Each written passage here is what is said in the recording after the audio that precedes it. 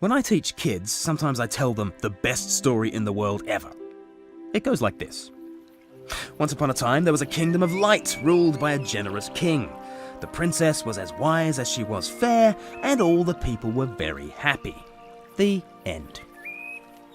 Of course, the children know that's not the best story in the world ever. The best story in the world involves struggle. So the story continues.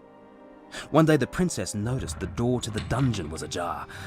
She knew she shouldn't, but lower and lower she descends until she sees, chained to the wall, a dazzling dragon. The dragon said, "Don't yell. I need your help."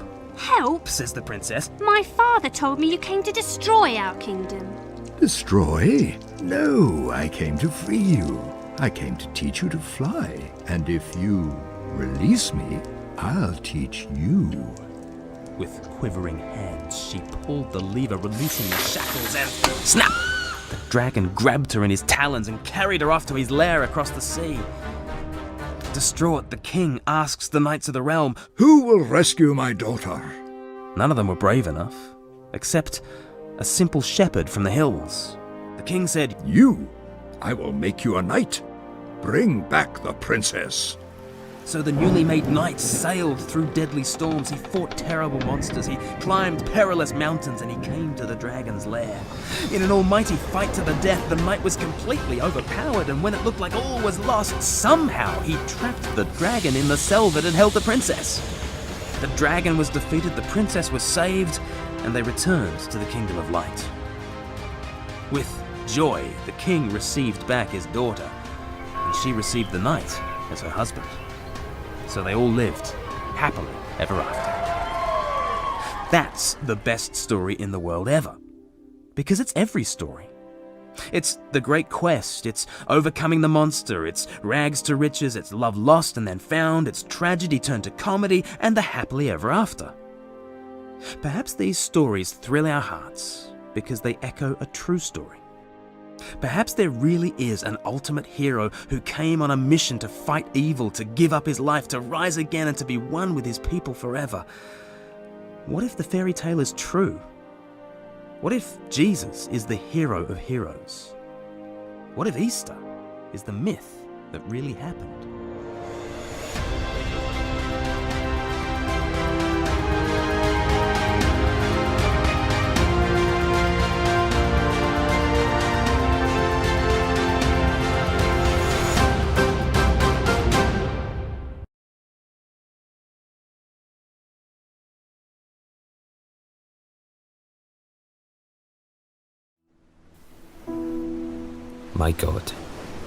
My God, why have you forsaken me? Why are you so far from saving me, so far from my cries of anguish? All who see me mock me, they hurl insults, shaking their heads. He trusts in the Lord, they say. Let the Lord rescue him. I am poured out like water, and all my bones are out of joint. My heart has turned to wax, it has melted within me. My tongue sticks to the roof of my mouth, you lay me in the dust of death. A pack of villains surround me, they pierce my hands and my feet. My God, why have you forsaken me? A door swings shut on the sun and the day is plunged into the depths. Life itself in broken flesh and blood hangs gasping now for breath. A child weeping in the dark. Love himself in broken flesh and blood hangs utterly alone. Why have you abandoned me? Even though he's always known. Always known that love would lead here. Always known it must. Always known that he would bleed here. Why have you abandoned me? Because he will not abandon us. He was despised and rejected by mankind, a man of sorrows and familiar with pain.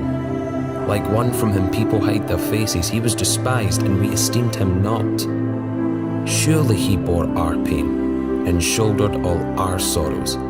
He was pierced for our rebellion, he was crushed for our cruelties.